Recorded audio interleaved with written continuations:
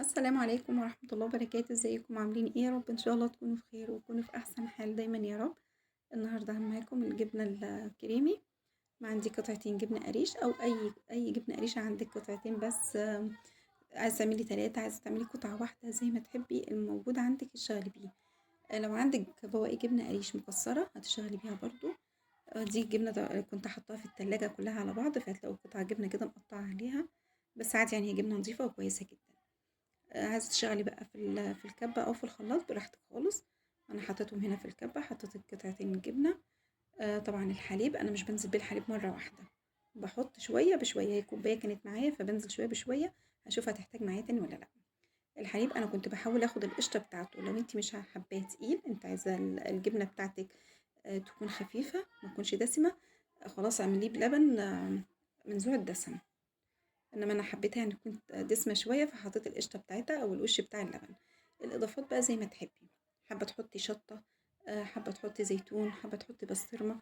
اي اضافات انتي حابة تحطيها على الجبنة، بتحب الجبنة بالطعم الحاجة دي تضيفي لها. يعني حابة تحطي لها بسطرمة قطع بسطرمة كده وتضربيها في الكبة او في الخلاط براحتك. انا يعني اكتفيت بس بشطة وحبة البركة. عندك زعتر وحابة تحطي زعتر، حطي اي اضافة انتي بتحبيها في الجبنة حطيها. حطيت واحدة شطة، ومش واحدة سليمة يعني، حطيت قطعة على قد ما انت ما بتحبوا بقى، شطة كتيرة او قليلة. حطيت قطعة وحطيت حبة البركة وضربتهم، وبشوفها كده محتاجة تاني لبن ولا لأ. لما ضربتها لقيتها تقيلة، فحطيت كمان شوية لبن اهوت، وهضربها تاني لحد القوام اللي انا عايزاه. هي ما خدتش معايا كوباية كاملة.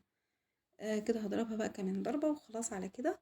هي مش هتحتاج حاجة تاني اكتر من كده. طبعا ما حطيتش ملح لان الجبنة عندي مني كنت محتفظة بيها في التلاجة، فكنت حاطه لها ملح بزياده يعني علشان ما تبص معايا بسرعه.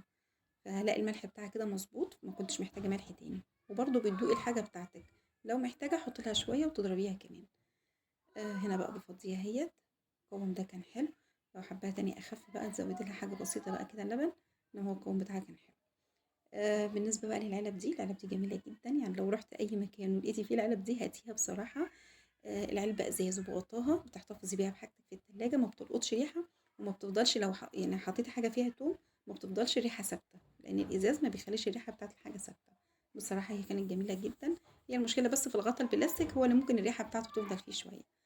هنا بقى حبيت أعمل سندوتش كده قدامكم تشوفوه. ما شاء الله الجبنة جميلة جدا، بس كمان كده أنا ما كنتش لسه حطيتها في التلاجة. لو حطيتها في التلاجة هتبقى قوامها أجمل كمان وأحلى.